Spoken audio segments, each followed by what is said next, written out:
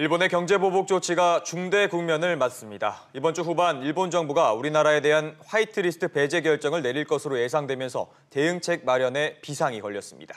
이런 가운데 내일부터 이틀간 중국 상하이에서 미중 고위급 무역 협상이 재개됩니다. 협상을 앞두고 도널드 트럼프 미국 대통령은 중국을 겨냥해 WTO 개발도상국 우대 체계를 시정해야 한다고 밝혔는데요. 관련 내용 이화여대 경제학과 김세환 교수와 얘기 나눠보겠습니다. 어서 오세요. 안녕하십니까? 네, 자 우리나라에 대한 일본의 추가 보복 조치가 다음 달 2일에 예정이 되어 있는데요. 이제 일본 정부의 잠정적 결론이 이제 내려졌다 이런 평가를 내렸는데 어떻게 보십니까?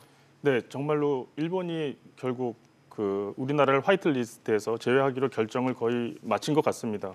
지금 일본 정부 내 분위기나 밟고 있는 단계적 절차를 보면은 거의 확정적으로 화이트리스트에서 한국을 제외하는 것처럼 보여집니다. 예. 지난달까지 여론 수렴을 하였고요. 거의 3만 건이 이상 되는 여론이 수렴되었다 그러고 일본의 요미우리 신문의 보도에 따르면 90% 이상이 한국을 화이트리스트에서 배제하는 것을 찬성하는 것으로 나타났다고 보고하고 있습니다. 예. 지난주에 여론이 다 수렴이 됐지만 가기에서 결정된 건 없고 아마도 이번 주에 가기에서 일본의 경제 산업성이 이와 관련한 개정안을 내면은 가기가 그것을 결정을 하고 8월 화순부터 아마도 화이트리스트에서 한국이 배제되는 순서로 진행될 것 같습니다. 네, 이 화이트리스트에서 제외된다는 것의 의미를 좀 명확하게 알아야 우리가 좀 대응을 할 텐데 네. 이 화이트리스트가 뭡니까?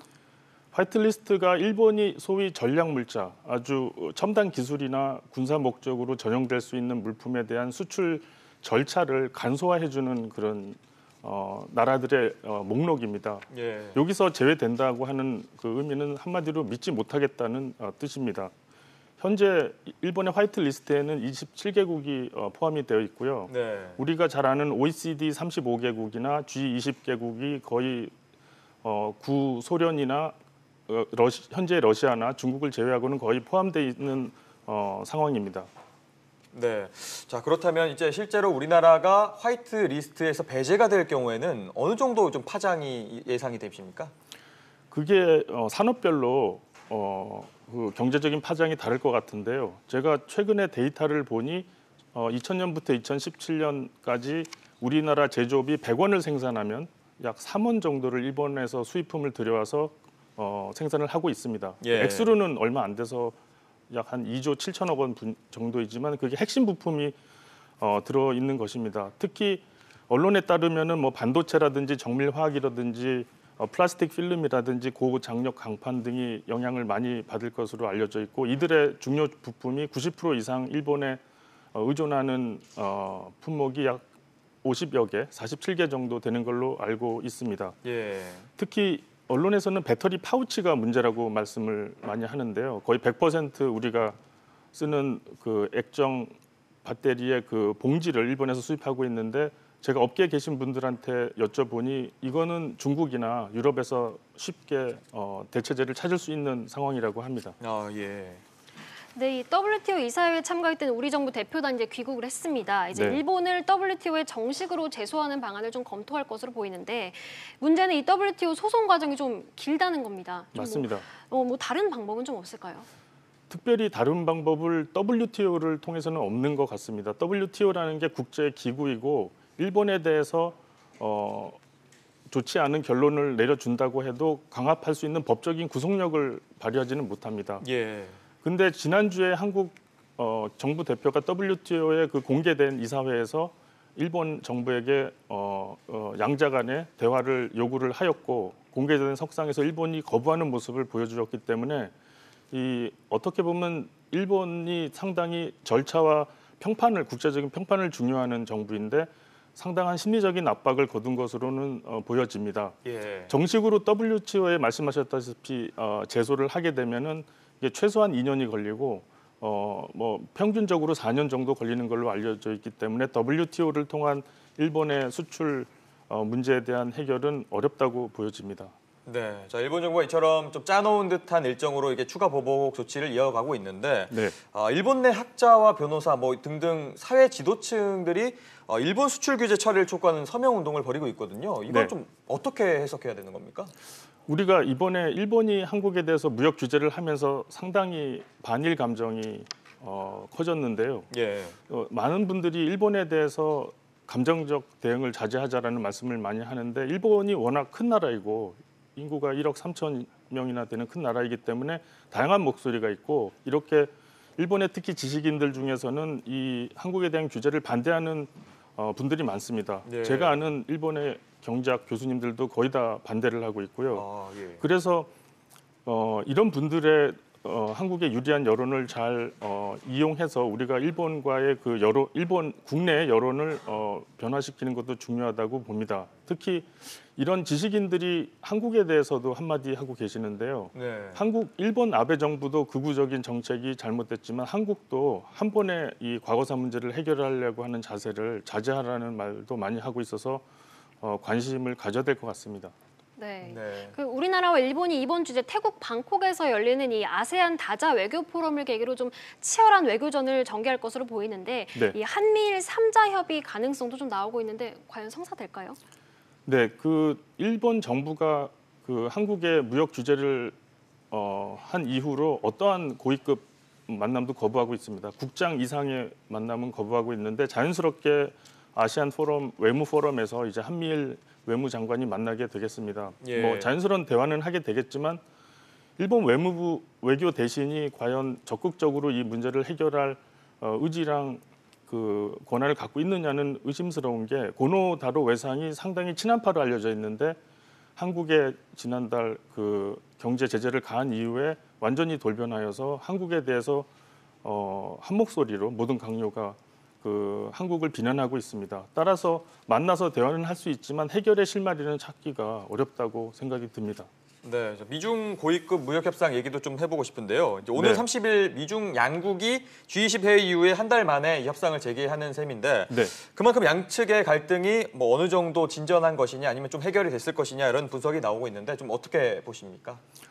그 미중 간의 그 무역 갈등을 그냥 피상적으로 보는 것도 좋지만 이게 그 많은 분들이 하는 얘기가 그 거대한 두 시스템의 충돌이라고 보고 있습니다. 네. 즉 어떤 게 그른지 옳지를 판단하는 그 기준이 다른 두 나라가 지금 무역 협상을 하고 있는 셈인데요. 이렇게 쉽게 결론이 날 수 있는 협상이 아니라고 보여집니다. 따라서 두 나라가 이렇게 협상 테이블에 앉아서 협상을 계속하는 것 자체가 저는 다행이라고 생각을 하는데요. 결국 중국이 받아들일 수 없는 미국의 제안 중에서 중국 정부는 민간 기업을 도와주지 마라. 그리고 기술 탈취를 하지 마라. 그리고 그 미국의 기술을 가져다 쓰면은 꼭 로얄티를 지불해라라는 법제화해야 된다는 것을 중국은 절대 받아들이기가 힘들어서 예. 아마도 상하이 회의에서는 작은 정도의 결론은 날 수 있지만 큰 진전은 어렵다고 보여집니다. 네. 그런데 보통 이제 베이징에서 진행하는 협상을 이번에는 상하이에서 진행한다고 하는데 뭐 네. 특별한 이유가 있을까요? 제가 그 문제를 생각을 좀 해봤는데 상하이가 워낙 가보면은 뭐 마치 미국의 뉴욕이나 영국의 런던처럼 화려하고 뭐 미국을 대표하는 그런 기업들의 사무소도 많고 뭐 스타벅스의 세계에서 가장 큰 매장도 상하이에 있고 예. 이런 친미적인 분위기랑 개방적인 분위기를 미국 대표단에게 보여주면서 좀 유리한 국면을 이끌어서 화해에 대한 규제도 좀 완화하고 그리고 좀 분위기를 개선을 해서 미국으로부터 많은 것을 얻어내고자 분위기를 띄우고 있는 것 같습니다. 네, 자, 중국과의 고위급 협상을 앞두고 미국 트럼프 대통령이 이 WTO에다가 우리 개발도상국 지위를 개발지수국 지위에 따른 혜택을 받지 못하도록 몇 가지 나라를 지적했는데 거기에 우리나라와 중국이 포함됐단 말이죠. 맞습니다. 자, 여기에 개발도상국 혜택이 어떤 건지 또 우리나라가 여기에 해당됐을 경우에 어떤 좀 피해를 입을 수 있을 것인지 보시나요? 이게 장기적으로는 제가 보기에 일본이 한국에 무역 규제를 하는 것보다 더 큰 문제로 발전할 여지도 있습니다. 예. 말씀하셨다시피 우리나라는 WTO 국제무역기구 안에서는 개발도상국 지위를 받고 있어서 상당한 관세상의 혜택을 받고 있습니다. 예. 특히 이제 농업 부분에 있어서 우리나라가 관세상에 해외에서 수입하는 쌀에 대해서 굉장히 높은 관세를 부과할 수가 있어서 국내 쌀 산업을 보호할 수가 있습니다. 예. 근데 이 개발도상국 지위가 없어진다면 한국은 이제 쌀 산업을 더 이상 보호할 수가 없고 쌀 산업이라는 게 GDP의 2%도 안 되는 아주 작은 분야지만 이 사회적이고 정치적인 영향력이 대단합니다. 그렇죠. 따라서 이제 우리나라가 WTO에서 그런 선진국으로 소위 올라서고 개발도상국 지위를 잃어버리게 되면은 정치적으로 사회적으로 큰 혼란을 야기할 수가 있고 트럼프 대통령 혼자는 할 수 없기 때문에 이게 합의를 이루어야 하지만 미국이 독자적으로 한국을 개발도상국 지위를 박탈하는 그런 무역 규제를 할 수도 있게 되겠습니다. 네. 네, 이 WTO 개도국 혜택까지 겨냥을 하고 있는데 이런 상황에서 이 미국과 중국이 이 상하이 협상에서 이 어떤 결과를 도출해낼 수 있을지 좀 걱정인데 좀 어떻게 보시나요? 제가 말씀드렸다시피 이제 그 미국과 중국 간의 그 무역 분쟁이 상당히 깊은 문제를 갖고 있기 때문에 쉽게 걸러내 나기는 힘들고 미중 간의 무역 분쟁이 시작된 지난 2년간 현재까지의 경제 성적표를 보면은 미국이 훨씬 좋고 중국이 좋지가 않습니다. 미국은 올 초에 3%, 2% 정도의 그 아주 높은 고성장을 이뤘고요. 중국은 거의 20년 만에 가장 낮은 6% 초반에 6.1%의 경제 성장을 이뤘습니다. 따라서 중국 정부가 이 심리적인 압박을 상당히 겪고 있고 시진핑 정부도 이에 대한 인식을 분명히 하고 있기 때문에 아마도 중국이 양보를 많이 할 수 있는 가능성은 있다고 봅니다. 네, 알겠습니다. 지금까지 이화여대 경제학과 김세환 교수와 이야기 나눠봤습니다. 교수님 고맙습니다. 감사합니다.